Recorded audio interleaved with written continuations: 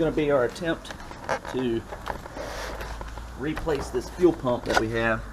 First thing we're going to do is we're going to just kind of loosen these up. And I have the jack here. We're going to place the jack up underneath there, give that some support, and then we're going to drop down that tank.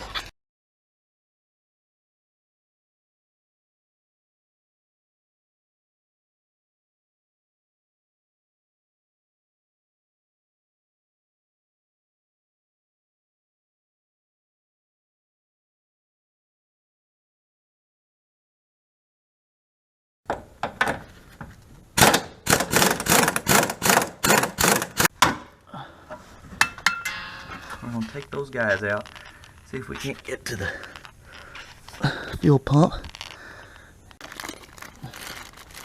Alright, here's our new fuel pump that we're going to use. You can see it should be a pretty good direct fit.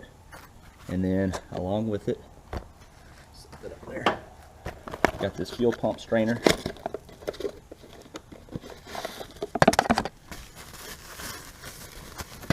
We got a new one of these, it's going to go with that as well. It'll sit in there like that.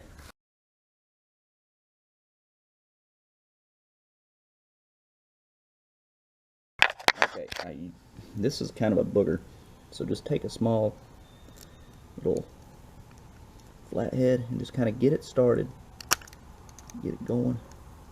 Be careful.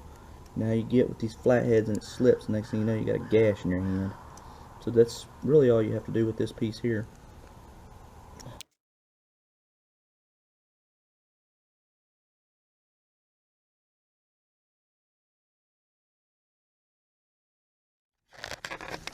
Here's our new gasket.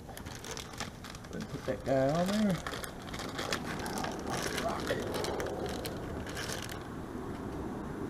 Now it will tell you right here, front top. Now you may not be able to see that, but this is the top, the front top. But if it says top front, you put it like this, with the front of the vehicle facing that direction.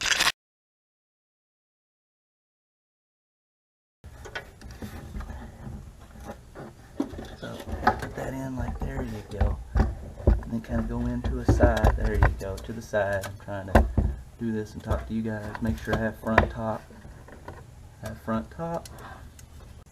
I do want to tell you that whenever you put this back, you're gonna maybe see like a little gap, and you're gonna get a little nervous about the gap. Don't get nervous. It's probably about an 1/8 of an inch or so, maybe less. I'm not really sure. It's probably a 1/16. What's gonna happen is that gasket and the top of the tank are gonna suck together, and you're gonna see it all come together.